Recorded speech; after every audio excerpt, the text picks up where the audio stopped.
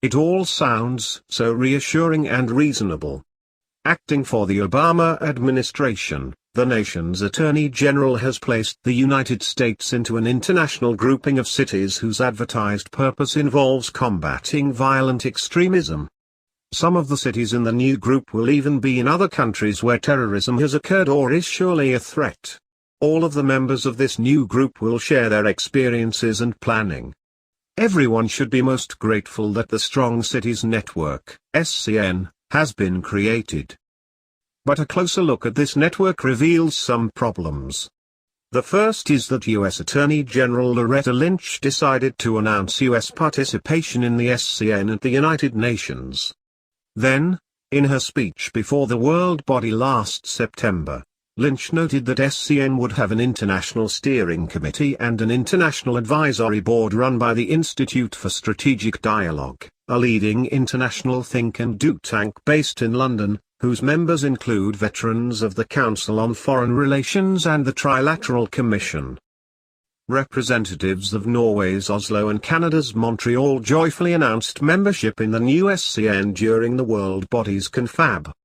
And the UN's High Commissioner for Human Rights, Jordan's Zaid Rad Al Hussein, added his enthusiasm for the new organization.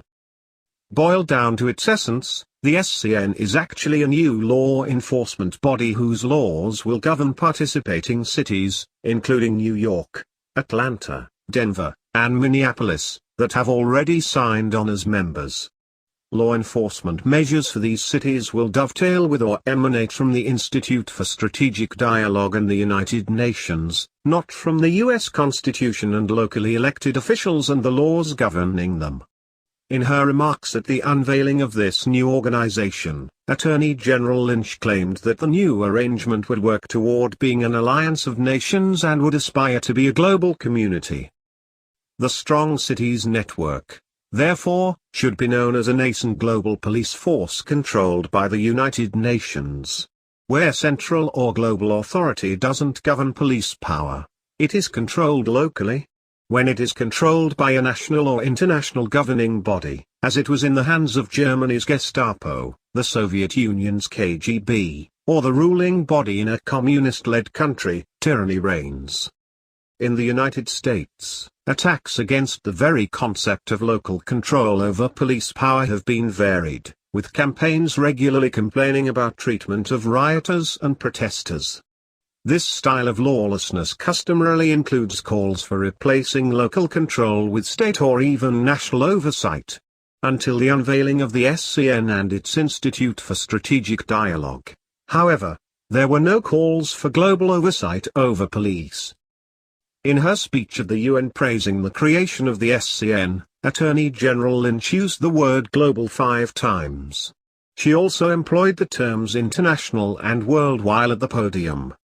Then she closed her remarks by introducing Sasha Havlicek, the CEO of the Institute for Strategic Dialogue.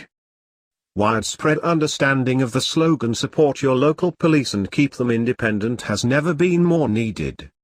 It reminds all who encounter it that trading the American system of local control over police to any national or international governing body is suicidal. Unfortunately, the Obama administration and its Attorney General seem determined to destroy America's long-standing police policy and, by doing so, deliver our independent United States of America into the steadily growing power of the United Nations. This is something all decent Americans must oppose. Contact Congress today with our pre-written alert to let them know of your opposition.